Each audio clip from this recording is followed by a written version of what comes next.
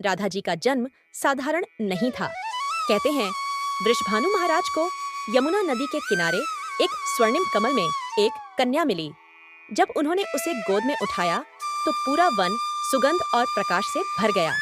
इसलिए राधा को वृषभानु नंदिनी कहा गया। कुछ कथाओं में कहा गया है कि राधा जी ने जन्म लेते समय आंखें नहीं खोलीं जब तक उन्होंने कृष्ण को पहली बार नहीं देखा। यह संकेत था कि राधा का अस्तित्व ही कृष्ण के लिए है। कंस के अत्याचारों से पृथ्वी दुखी थी।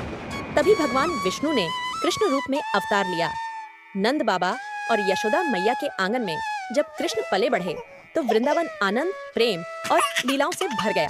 कृष्ण का बचपन, माखन चुराना, गाय चराना, कालिया नाग का दमन, पूतना वध, ये सब लीलाएं थीं, लेकिन राधा से मिलन उनकी आत्मिक लीला थी। राधा और कृष्ण साथ में गाय चराते, यमुना किनारे खेलते, फूल तोड़ते, बांसुरी की धुन पर नृत्य करते। यह प्रेम बालपन से ही निष्कलंक और शुद्ध था। न इसमें कामना थी, न स्वार्थ, बस पूर्ण समर्पण। कृष्ण की बांसुरी केवल वाद्य नहीं थी, वह आत्मा की पुकार थी। जब बांसुरी बजती, पेड़ झुक जाते, नदियां रुक जाती, पशु शांत हो जाते, लेकिन राधा जी सब कुछ छोड़कर कृष्ण की ओर चली आती, क्योंकि बांसुरी कहती थी, राधे, मैं तुम्हें पुकार रहा हूँ। रासलीला का गूढ़ अर्थ, रासलीला को लोग केवल नृत्य समझते हैं, लेकिन इसका अर्थ बहुत गहरा है। रास में हर गोपी को लगता था कृष्ण केवल उसके साथ हैं, लेकिन कृष्ण सबके साथ होते हुए भी राधा के केंद्र में थे। जब राधा रास से चली गईं, तो कृष्ण की लीला रुक गई। इससे संदेश मिलता है, ईश्वर को भी भक्त के बिना अधूरा माना गया है। राधा का प्रेम केवल मिलन नहीं, मान, नाराजगी भी था। जब कृष्ण देर से आते, राधा रूठ जाती, लेकिन यह रूठना भी प्रेम का ही रूप था, क्योंकि कृष्ण बिना राधा को मनाए चैन नहीं पाते थे। एक दिन समय ने करवट ली।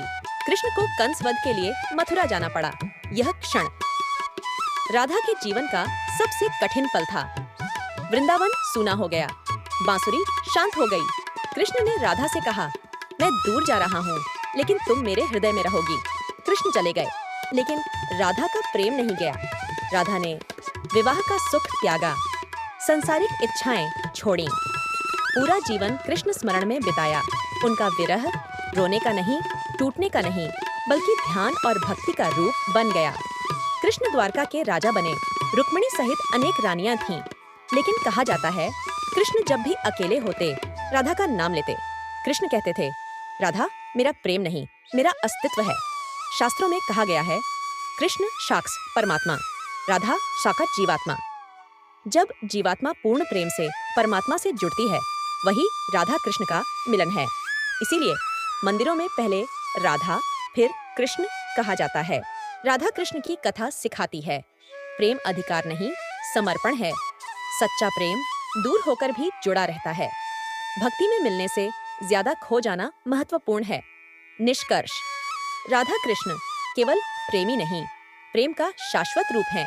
इसलिए आज भी कहा जाता है, राधे राधे कहने से ही कृष्ण प्रसन्न हो जाते हैं। वीडियो पसंद आया तो अभी लाइक बटन दबाइए, इसे अपने दोस्तों तक शेयर कीजिए और ऐसे ही शानदार वीडियो के लिए चैनल को सब्सक्राइब करना मत भूलिए।